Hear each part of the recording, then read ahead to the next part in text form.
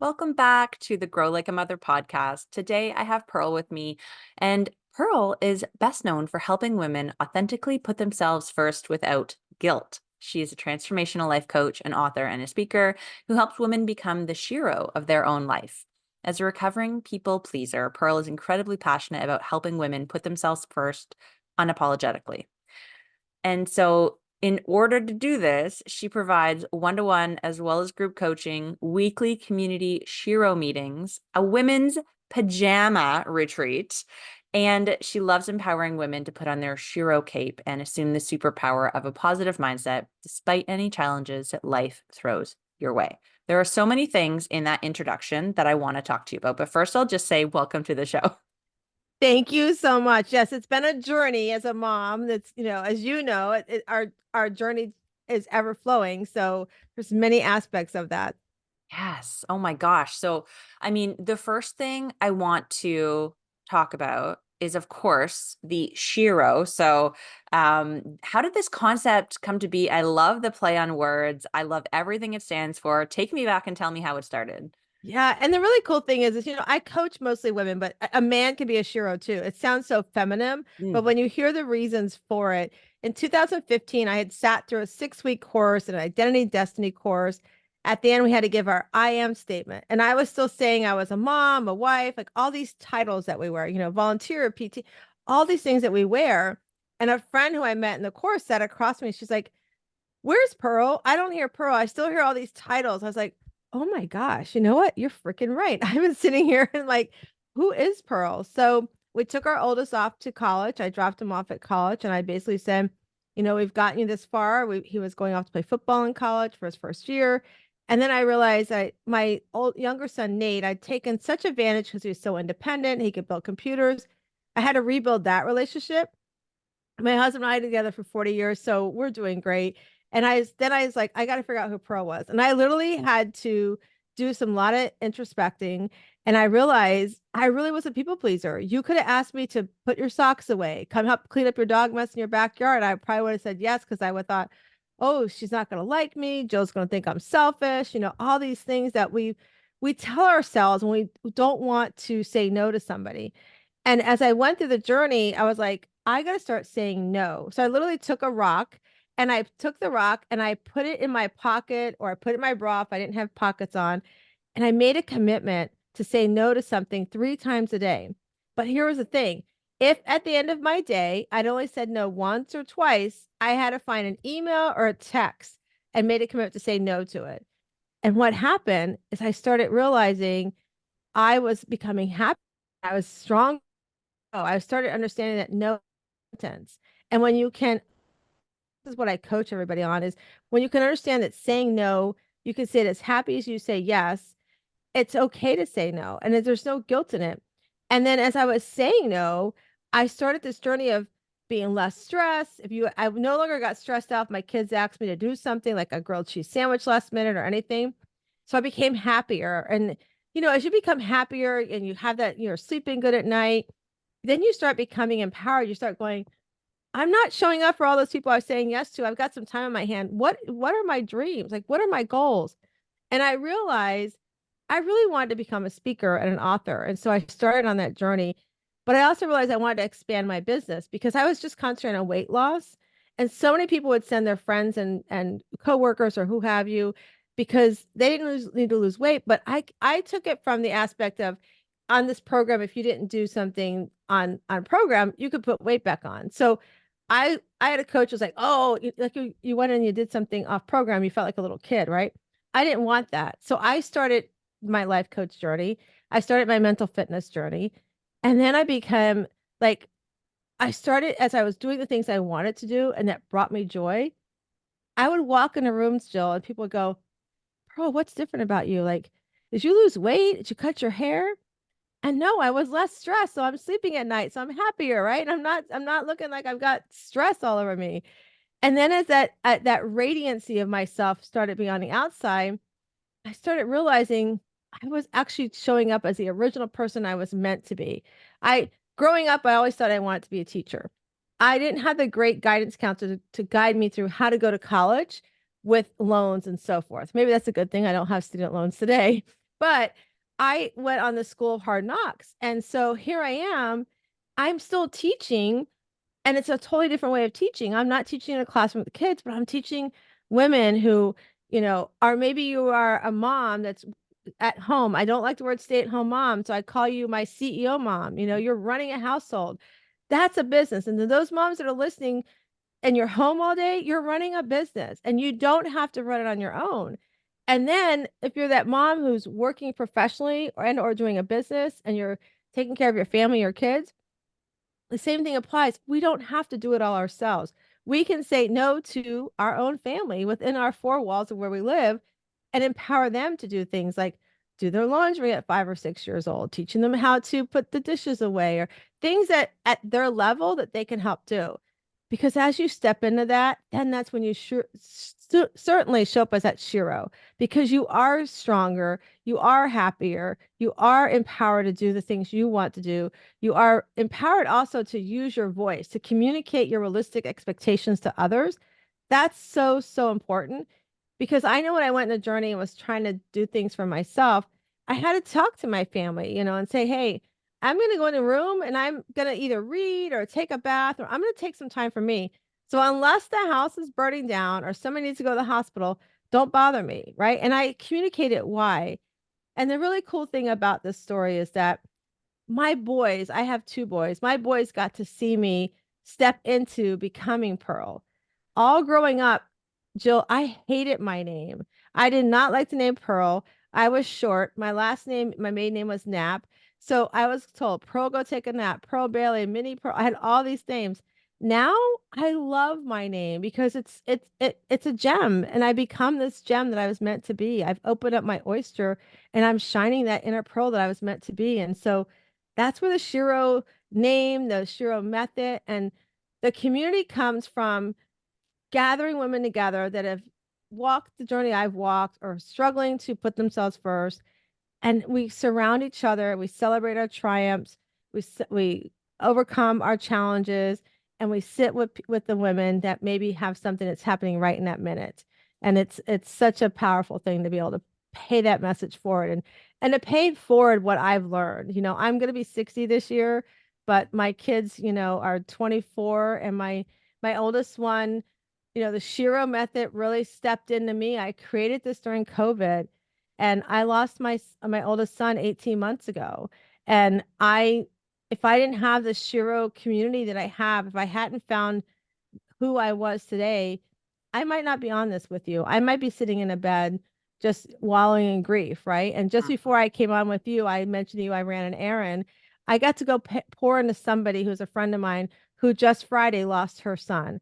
And so when we can step into who we are, step into showing up for ourselves, there's so many things that we can pay forward to others that really make you the Shiro that you are today. Wow, that's so powerful. I mean, so much in that that just speaks to the everything that you've overcome, right? Everything that you've had to learn through School of Hard Knocks and Right. developing this resiliency in yourself that then allows you to change your relationships around you and allows you to feel more centered and aligned so that when things happen that inevitably happen in life, you're going to be in a better spot to be able to tackle Yes. that and deal with that. So that's so profound. Thank you for sharing that.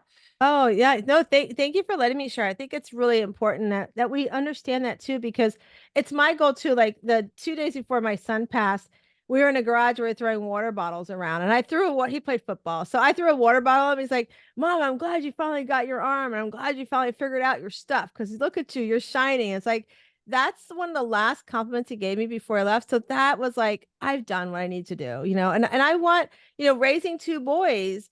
And as moms of boys, if you're listening, we have a responsibility to teach them our that women need to have this time. We're not in an old school where we have to do everything, you guys. You don't have to do everything. You can teach your boys, you can teach your girls to be part of an independent community for themselves, but also be supportive at the same time. Yeah. And I love that you brought that into the household and explained why.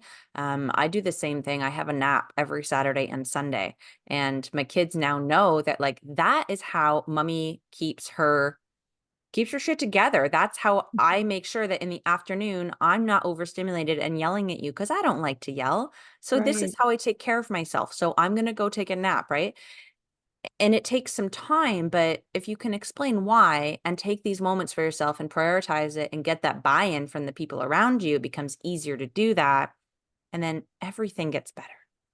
It's so true. And for those that are listening, I didn't have the guidance, but I love coaching my women, especially when they have young kids, to be like, and even my boys, like their friends are starting to have kids and stuff, and they'll be around, and I'm like, I'll see them do things. I'm like, that's so amazing that you're doing that. And some of the things are like, pouring in the affirmations into her. I love watching when a parent pours affirmations into their kids and they teach them. It used to be in the day that you didn't talk to your elders, you didn't talk back, you didn't really have a voice. You sat over here because you weren't the adult. And the other thing I love is that I just love sharing this too is as my boys were becoming older and maybe they didn't like punishment or they didn't like something I was saying, they'd be like, "You sound like grandma or you sound like papa." I'm like, "Oh no, I don't know. I don't want to sound like that," because I knew what that was like growing up, right? And I was like, okay, we got to fix this. So we came up with a word, and we're big Buffalo Bills fans. So we came up with the word buffalo. So if mom started acting and, they thought I was being grandma or papa, they'd go buffalo. And the really cool thing about that was that gave us a signal to be like, have a conversation. So what about that made me sound like, bothered you? What about that made me sound like grandma or papa, And then we would have this conversation. So it allowed them to express their feelings. And it's so important that we let our youth start expressing their feelings, especially that up to that 7 years of age. It's really important we teach them that they have a voice. Their voice is important, and it's okay to say to mom or dad or whoever that I don't like how you said that to me, or I don't feel good about this. We have to create that space for them. Yeah. Yeah. It's really incredible how parenting has changed, even just within a generation, and the tools that our kids have at their disposal that we didn't have growing up, right? It it's Yeah, it's going to serve them so well. And yeah. I want to get your take on something that I heard you say earlier and just get you to unpack it a bit because I feel like this somehow ties in mental fitness. Can you tell me about that? Yeah. So, and I'm glad you asked that because, again, I don't know the details of my friend's son passing, but I feel like our youth, that that 19 to 25 years of age, a little bit around there, are struggling with mental fitness. And I feel like we need to really, that's why I'm so passionate about letting our kids have their voice young, because mental fitness, it's those negative thoughts we have in our head, like people pleasing or hey, I got this award. Like I see, you've got a university award behind you, right? Or a degree probably, right? So Yep. now you might be, some people are like, oh, I want more. That okay, that was good, but you don't savor that moment of that award, right? Like I won during my son's passing and everything being here. I got a phone call. I won an award, a day named after me in Syracuse, New York. I was like, oh my God, what was that about? Like, I was like, okay, but that was really cool. So I savored that. But sometimes when we get awards, we don't savor that. We want to go to the next thing. Like, or you might be a risk taker. Maybe you're what I also call it squirrel. Oh, that looks like good, but I'm gonna go this down. I have that squirrel habit too sometimes. So, but the whole thing is that those negative thoughts that come in our head that tell us that we're not worthy or like people pleasing, they're gonna think you're selfish, all those negative thoughts we have to sage them. We have to calm them down.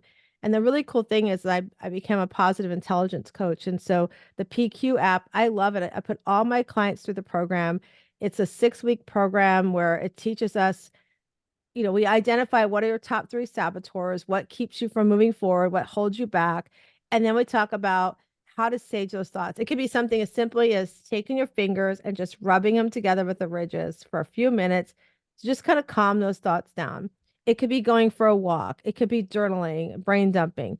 We talk about what are some techniques you can do to sort of calm those thoughts and understand a lot of times those thoughts are just not real. They're just those negative things we're telling ourselves because sometimes we want to try something new, but that fear holds us back. So we allow that talk to tell us, "Oh, you don't want to go do that. That might not work out." So you don't go try it, right? So why not put a I tell you, give me one toe and I'll help you the first week to get you through all those thoughts. And by the end of 6 weeks, you're going to be like, I got this. Like you're gonna name your saboteur. My name is Betsy, and I have an aunt Betsy. It has nothing to do with her, but I just named her Betsy. It just came to me. I'm like, Betsy, we're not talking today. It's sort of like my kids having that Buffalo word.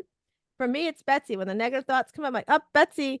And then I basically tell her, we're not doing this right now, and then I work on what helps me to sage those thoughts, whether it's rubbing my fingers together. When I speak on stage, it's the craziest thing. Sometimes I get nervous. So I will roll my toes. So, and you can't see me when I'm talking, even if I had heels on with toes open, you won't know I'm rolling my toes, but it's a way to calm the thoughts, to Mm. understand the thoughts are not real and that, you can do it. It's so, so important. I think it was Megan Trainor after she had her first baby, she was really struggling with her body image. And I think her therapist told her, I want you to stand in front of the mirror and I want you to find something beautiful about yourself. And naked, do it naked. And she was like, oh, no way, no way. And I think she said it took her about 14 days. And she started standing in front of the mirror going, oh, I like that role. I got that role because I got a beautiful boy, right? Like she started finding the things that were beautiful. Like it's so funny I say that and you ask that question. You might not be able to see it, but I have like this line. I noticed this morning I've got like this line. It's like a wrinkle, right? It's Okay. a wrinkle. So I looked at that and I was like, oh, where'd that come from? And then I was like, I actually gave it homage to my son who passed. I'm like, those are the tears, the line from the tears that I cried when I lost him, right? So I didn't let the wrinkle bother me. It's like that's it's there for a reason. So we have to sage those thoughts because I could have gone down the road going, oh my God, I'm getting old, look at my, but I didn't. I found something beautiful in it. So that's what when I work with for mental fitness, that's what I want you to understand that those thoughts, they're not necessarily real. Yeah, that's fantastic. I love little tricks like that. And I loved when you said earlier about having the rock to remind you to say Oh, no, yes. throughout the day. Are there any other like easy tips or tricks that you recommend, sort of like universal? Because I know everyone is different. But are there any other tools like that that you could share with the listeners to sort of start using this week to help Yeah. that? I mean the definitely the rock is one.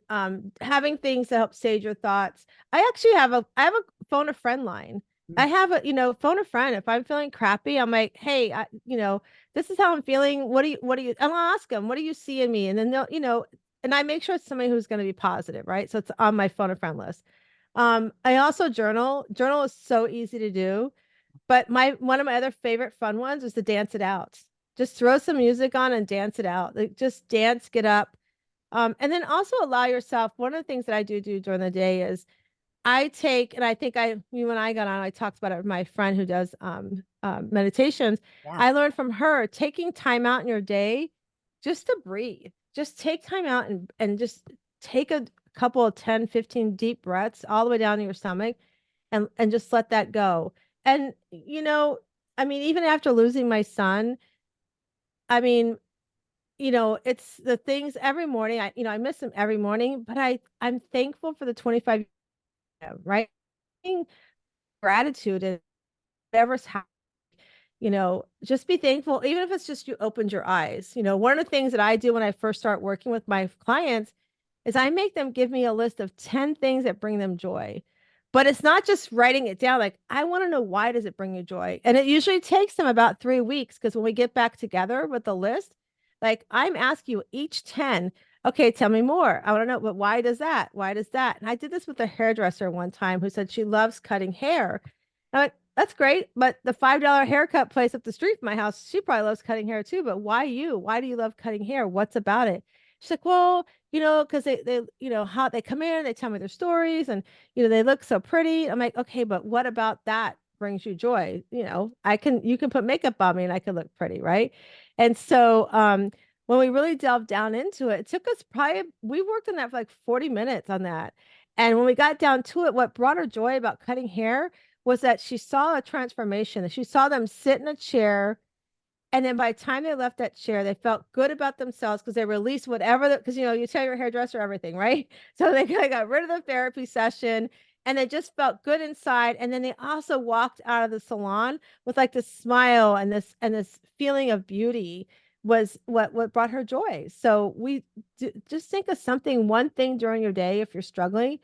Find one thing that brings you joy, even if it's that it's raining outside, just something that brings you joy. It can be very simple. I love that. That's so cool. I'm definitely going to do that. It has been such a treat having you on the show. Thank you for sharing your wisdom and your story with us. Is there any final thoughts or anything that we haven't covered that you feel really passionate to say before we wrap up today?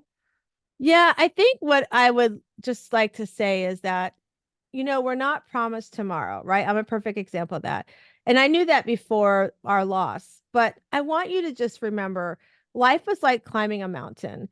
And, there's things that you want to go after the top of the mountain, but we don't have to rush up the mountain. So go up the mountain, halfway towards that goal, just stop and ask yourself, what's working with me? Who around me is working and supporting me?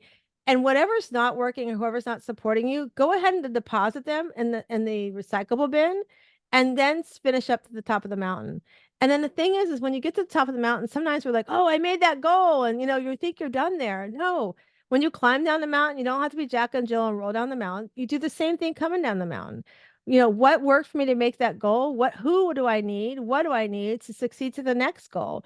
And then you stop partway down again, you have a picnic and you release what's not working, release who's not around you. And I call them your balcony people for my friend Lisa. She taught me that. And put the right people on your balcony and then continue down the mountain to the next goal. Beautiful. Thank Beautiful. you. How can people work with you, learn from you? I know that you host weekly meetings. Tell us all about that. Yeah, so we have a SHERO League. It's a community of women who get together just like we do here. We sell, like I said earlier, celebrate who you are, where you're at. So you can easily just go to wsliving.com/SHERO, SHERO, and you can learn more about the SHERO community and how you can join us. Or you can also join us. We have an annual pajama retreat in September where we wear no makeup. We stay in our PJs all weekend long. We let the girls hang loose and we do self-care. We have self-development. We do fun activities. We have yoga on the beach. We have massage available. But it's just a time to get away and pour back into yourself. And again, that's at wsliving.com. I'm sorry, wslivingretreats.com. So either one of those. That sounds fantastic. I do something that's similar up here in Canada every year that's called Mom Camp. And so it's like the whole idea got me right away. And I was like, oh yeah, I need to investigate that. That's so cool. We have to talk. I have an idea for a mom and daughter camp. Sounds incredible. Yes. Yeah. Love it. Well, we're so aligned. I'm so glad that you came on the show today. Thank you so much for your time. Thank you, Jill. It was a great time.